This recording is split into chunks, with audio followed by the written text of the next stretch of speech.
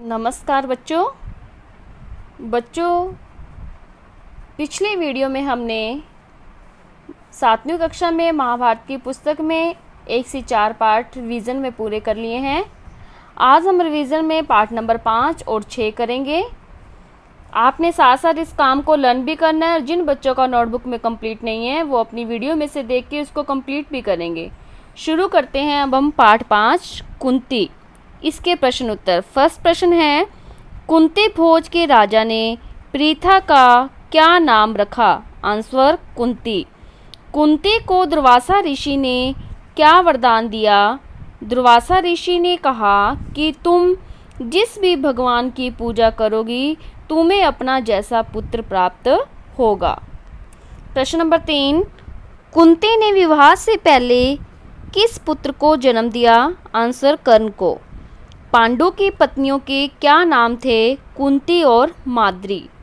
जंगल में हिरण के रूप में कौन घूम रहा था? ऋषि दंपत्ति। कर्ण का पालन पोषण किसने किया? अधृत नामक सारथी ने। नेक्स्ट क्वेश्चन है, कुंती और माद्री ने कितने पुत्रों को जन्म दिया? आंसर 5 पांडवों को। पांडु के साथ कौन मर गई? उनकी पत्नी माद्री। अंबा और अंबालिका किसे वन में लेकर गई? अपनी दोनों विधवा पुत्र वधुओं को। Part number 6 Bhim. फर्स्ट प्रश्न है, धृतराष्ट्र के कितने पुत्र थे? 100। धृतराष्ट्र के पुत्र क्या कहलाए? कौरव। कौरवों और पांडवों के गुरु कौन थे? गुरु कृपाचार्य और द्रोणाचार्य। दुर्योधन ने कौन सी क्रीड़ा का प्रबंध किया? जल क्रीड़ा का। दुर्योधन ने छल से भीम के भोजन में क्या मिला दिया? विष। नेक्स्ट क्वेश्चन है, दुर्योधन ने भीम को बांधकर कौन सी नदी में बहाया? गंगा नदी में। प्रश्न नंबर 7, दुर्योधन को आश्चर्य क्यों हुआ भीम को वापस जिंदा देखकर? भीम के भोजन में जहर किसने मिलाया? दुर्योधन ने। भीम को जिंदा देखकर किसके आनंद का ठिकाना न रहा? पांडवों और कुंती के। तो हमने आज महाभारत की पुस्तक में पार्ट 5 व 6 पूरे किए हैं रिवीजन में। इसे आप राइट भी करोगे और लर्न भी करोगे। राइट जिन बच्चों ने नहीं कर रखा वो अपना कंप्लीट करेंगे, दूसरे बच्चे लर्न करेंगे। अब हम बसंत की पुस्तक में पार्ट 5 करेंगे, मिठाई वाला। पहला प्रश्न है, मिठाई वाला अलग अलग चीज़ें क्यों बेचता था और वह महीनों बाद क्यों आता था? आंसर, मिठाई वाला भी अत्यंत प्रतिष्ठित व्यक्ति था, परंतु दुर्भाग्यवश उसका परिवार उससे छिन गया। जब वे कभी मिठाई वाला, कभी बांसुरी वाला तो कभी खिलौने वाला बनकर बच्चों में अपनी ममता का भाव व अपनी संवेदनाएं उड़ेलता है तथा आत्मसंतुष्टि प्राप्त करता है, उसे लगता है मानो वह अपने ही बच्चों के समीप है। अतः वे अलग अलग चीज़ें बेचता है। वे अपने जीवन के इस कड़वे सत्य से उभरने के लिए महीनों बाद आता था। नेक्स्ट प्रश्न है, मिठाई वाले में ऐसे कौन कौन से गुण थे जिनकी वजह से बच्चे तो बच्चे बड़े भी उसकी ओर खींचे चले आते थे? आंसर, मिठाई वाला अत्यंत स्नेहिल प्रवृत्ति का व्यक्ति था। वे अत्यंत विनम्र, शिष्ट व सभ्य व्यवहार का था। वे अन्यों से कम दामों पर अत्यंत मधुर वाणी में स्नेह से परिपूर्ण व्यवहार से ही बच्चों को ही नहीं बड़ों को आकर्षित करता है। प्रश्न नंबर 3, विजय बाबू एक ग्राहक थे और मुरली वाला विक्रेता। दोनों अपने अपने पक्ष के समर्थन में क्या तर्क करते हैं? आंसर, विजय बाबू मुरली वाले से भाव व कीमत की बातें करते हुए एक असंतुष्ट ग्राहक की भांति कहते हैं कि कीमत उतने ही लगाकर भी तुम मुझ पर एहसान लाद रहे हो। मुरली वाले को अत्यंत आश्चर्य होता है कि भले ही दुकानदार कितनी ही हानि उठाकर कम कीमत पर ही सामान क्यों न दे, यानी कि बेचे, परंतु ग्राहक को हमेशा यही लगता है कि दुकानदार उसे लूटकर उस पर अत्याचार कर रहा है। प्रश्न नंबर 4, खिलौने वाले के आने पर बच्चों की क्या प्रतिक्रिया होती थी? आंसर, खिलौने वाले की मधुर वाणी सुनते ही बच्चों में हलचल मच जाती थी। वे पार्क से झुंड बनाकर भागने लगते। किसी की चप्पल छूट जाती तो किसी की पैंट ढीली होकर गिरने लगती। समीप पहुंचकर वे खिलौने के दाम तय करने लगते और खिलौने देखकर उन्हें पा लेने के लिए मचल उठते थे। प्रश्न नंबर 5, रोहिणी को मुरली वाले के स्वर से खिलौने वाले का स्मरण क्यों हो गया? आंसर, रोहिणी को मुरली वाले के स्वर से खिलौने वाले का स्मरण इसलिए हो आया क्योंकि वह भी खिलौने वाले की भांति अत्यंत मधुर आवाज में पुकारता। वही करुण भाव, स्नेहिल प्रवृत्ति व आकर्षक आवाज जिसे देखकर खिलौने वाले का स्मरण हो आता था। प्रश्न नंबर 6, दादी की बात सुनकर मिठाई वाला क्यों भावुक हो गया था? उसने इन व्यवसायों को अपनाने का क्या कारण बताया? दादी की बात ने मिठाई वाले को अत्यंत भावुक कर दिया था। भावुक मिठाई वाले ने अपने दिल के दर्द को दादी के समक्ष उजागर किया कि वह भी एक संपन्न व्यक्ति था, उसका भी बहुत प्यारा परिवार था, परंतु शायद ईश्वर से किसी का सुख देखा नहीं जाता। अब वह अकेला है और इन व्यवसायों को अपनाकर आत्मसंतुष्ट होने का प्रयास करता है और इन्हीं बच्चों में अपने बच्चों को खोजकर अपना प्यार प्रकट करता है। प्रश्न नंबर 7, अब इस बार ये पैसे न लूँगा। कहानी के अंत में मिठाई वाले ने ऐसा क्यों कहा? आंसर, मिठाई वाला दादी माँ को अपनी कहानी सुनाते सुनाते आत्मविभोर हो आया था।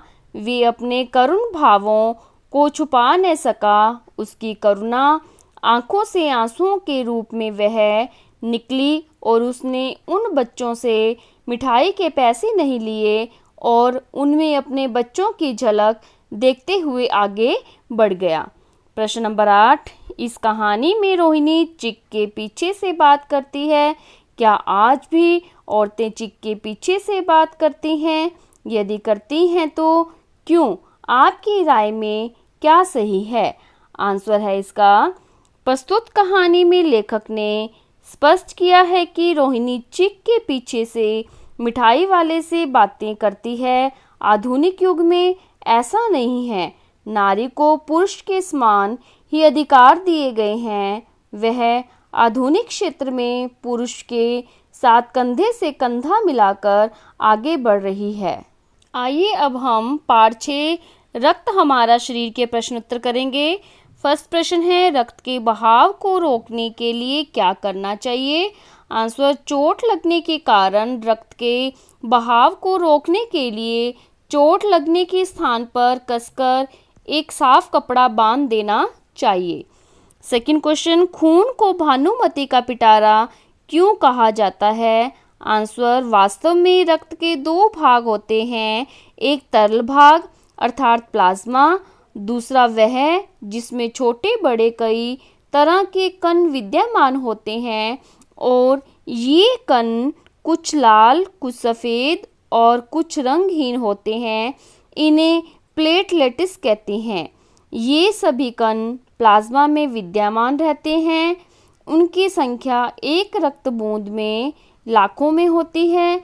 अतः यही कारण है कि लेखक ने इसे भानुमति का पिटारा कहा है। प्रश्न नंबर 3, अनीमिया से बचने के लिए हमें क्या क्या खाना चाहिए?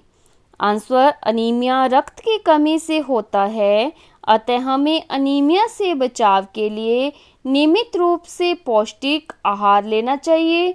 प्रोटीन, लौह तत्व, विटामिन से युक्त भोजन ग्रहण करना चाहिए।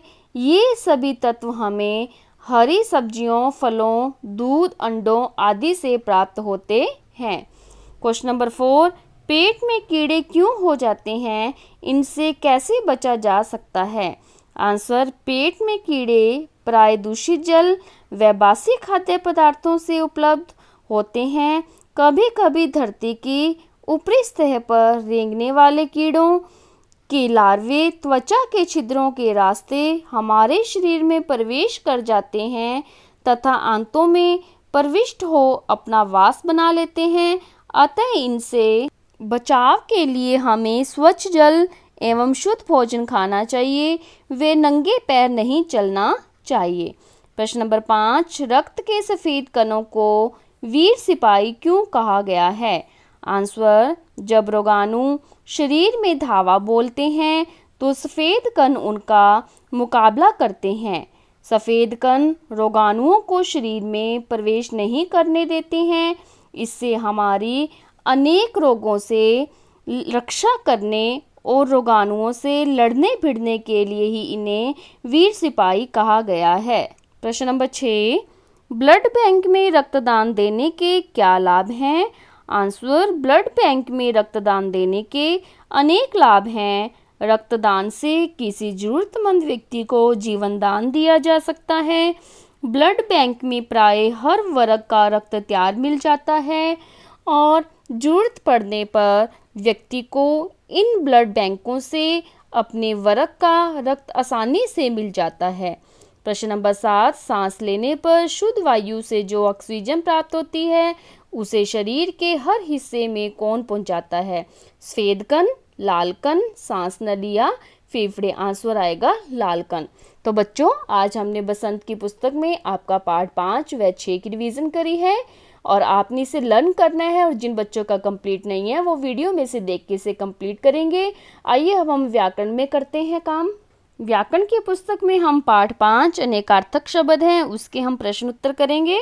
ठीक है, पहला है अनेकार्थक शब्द किसे कहते हैं? आंसर, एक से अधिक अर्थ रखने वाले शब्द अनेकार्थक शब्द कहलाते हैं। सेकंड, ये आपके एक्सरसाइज में है, निम्नलिखित शब्दों के दो भिन्न अर्थ लिखकर उन्हें वाक्यों में प्रयुक्त कीजिए। तो इसलिए हमने ये नोटबुक में किया है क्योंकि बुक में ये पूरा नहीं होता, कंप्लीट नहीं होता काम। फल का अर्थ है परिणाम और वृक्षों पर लगने वाले फल। मेहनत का फल मीठा होता है। सेकंड, राम को आम का फल खाने में अच्छा लगता है। सेकंड है कर। कर का मीन्स है हाथ और टैक्स। वाक्य में प्रयोग, हम कर से खाना खाते हैं, हम लोग घर का कर भरते हैं। तीसरा है हल, समाधान और हल जोतने का एक उपकरण। वाक्य में प्रयोग, व्यक्ति को प्रत्येक समस्या का हल निकालना चाहिए। सेकंड है हल से खेत को जोतते हैं। फोर्थ, अंक, गोद और संख्या इसका मीन्स है। वाक्य में प्रयोग, बच्चा माँ की अंक में सोया हुआ है। सेकंड, मोहन ने हिंदी की परीक्षा में 98 अंक प्राप्त किए। फिर है काम। काम का अर्थ है कर्म या इच्छा। वाक्य में प्रयोग, मनुष्य को काम करना चाहिए, वे फल की इच्छा नहीं करनी चाहिए। राम के मन में कार्य करने की काम जागी। ठीक है, कि मीन्स काम मीन्स इच्छा जागी। अब हम पार्ट 6 आपका पर्यायवाची शब्द है, इसमें आपका एक ही प्रश्न है, उसे आपने करना है। पर्यायवाची किसे कहते हैं? जिन शब्दों का अर्थ समान होता है उन्हें पर्यायवाची कहते हैं। अब हमने व्याकरण की पुस्तक में आपके पार्ट 5 और 6 के प्रश्न उत्तर करें। अब हम इसकी एक्सरसाइज करेंगे बुक में। पार्ट 5 का अभ्यास, जो फर्स्ट हमने क्वेश्चन है वो हमने नोटबुक में कर लिया था। अब सेकंड है, निम्नलिखित शब्दों के दो दो अर्थ लिखिए। नव, नो, नया। उत्तर, उत्तर दिशा। जवाब, मुद्रा, आकृति। मुहर, अंगूठी या धन। विधि, भाग्य, ईश्वर, कानून, रीति। दल, समूह, गुट, सेना, पत्ता। गुरु का भारी, शिक्षक, महान। फिर है प्रश्न नंबर 3, निम्नलिखित शब्दों का वाक्यों में 2 बार ऐसे प्रयोग कीजिए कि उनके दोनों अर्थ स्पष्ट हो जाएं। एक उदाहरण देखिए, जैसे कि इन्होंने दे रखा है, ये आम विशेष नहीं आम है। ठीक है, इसी तरह हमने भाग का करने हैं। तो भाग का ये देखो बनाया है, भाग के सवाल हल करने की बजाय विद्यार्थी भाग गया, यानी कि 2 इनके अर्थ आ गए बीच में भाग के। फिर सेकंड है घटा। ठीक है, घटा का वाक्य में प्रयोग करेंगे, आसमान पर घटा छाते ही दुकानदारों ने सब्जियों के दाम घटा दिए। फिर है तीसरा हल नहीं हाल। ठीक है, हाल ही में तबीयत बिगड़ने पर मोहन का बुरा हाल हो गया। फोर्थ है आपका ये पर है, पर का यहाँ पे मैंने वाक्य में प्रयोग बना रखा है स्पेस की वजह से। मोर के पर मेज पर पड़े हैं। पर मीन्स पंख, मेज पर यानी कि कोई किसी चीज के ऊपर पड़ी होती है। फिफ्थ है जमा। जमा का अर्थ है नलायक बेटे ने बैंक में जमा पूंजी का जमा धन भी नहीं छोड़ा। तो अब हम पार्ट 6 पर्यायवाची शब्द की एक्सरसाइज करेंगे। निम्नलिखित पर्यायवाची शब्दों में एक अशुद्ध है, उस पर सही का निशान लगाइए। ठीक है। फूल, सुमन, पुष्प, पत्र, कुसुम, तो इसमें क्या है? पत्र। पर्वत, विद्युत, शैल, नग, पहाड़, विद्युत गलत है। सूर्य, दिनेश, राकेश, दिनकर, रवि, दिनेश गलत है। भूमि, भू, धरती, पवन, वसुधा, पवन गलत है। नेक्स्ट क्वेश्चन है, निम्नलिखित के दो दो पर्यायवाची लिखिए। नदी का सरिता, टटनी, सागर का समुद्र और जल्दी। फिर है आपका केश। ठीक है, किसके लिखने हमने? केश के बाल, कुंतल, रात्रि का रात, निशा, रजनी, मित्र का दोस्ती, बंधुता, यारी, शिव का महेश, शंकर, भोले नाथ। इसके बाद है हमारा प्रश्न नंबर 3, काले मोटे शब्दों की जगह अन्य पर्यायवाची शब्द लिखिए। समस्त प्राणियों से प्रेम करो, समस्त की जगह आएगा सभी प्राणियों से प्रेम करो। सूरज हमेशा पूर्व से निकलता है, सूरज प्रतिदिन पूर्व से निकलता है। प्रातः काल की वेला अत्यंत सुहावनी होती है, सुबह की वेला अत्यंत सुहावनी होती है। आकाश में मेघ गरज रहे हैं, यानी कि आसमान में बादल गरज रहे हैं। अब आपकी है रचनात्मक विधि, यानी कि आपको एक पिक्चर दे रखी है, आपने उसके 4 लिखने हैं पर्यायवाची। जैसे सिंह दे रखा है तो इसका आएगा सिंह, वनराज, शेर, केसरी। अभी आपको पहाड़ दे रखा है, मीन्स गिरी, पहाड़, पर्वत, शैल। गाय है, गाय का धेनु, सुरभि, गो। अब वर्ग पहले दे रखा है, इसमें प्रसिद्ध नदियों के, यानी कि आपने बताने पर्यायवाची। जैसे गंगा है, गंगा का भागीरथी आएगा, सुरसरिता आएगा। यमुना है, इसका कालिंदी और देव नदी आएगा। आज ने व्याकरण की पुस्तक में भी 5 और 6 पूरे कर लिए हैं, आपने इसको लर्न करना है। और जिन बच्चों का काम कंप्लीट नहीं है वो इसको राइट भी कर लेंगे वीडियो में से देख के। आपके महाभारत में पार्ट 5 व 6 याद करें, बसंत में भी पार्ट 5 व 6 याद करें, और इसमें व्याकरण में भी आपका पार्ट 5 व 6 याद करें। धन्यवाद।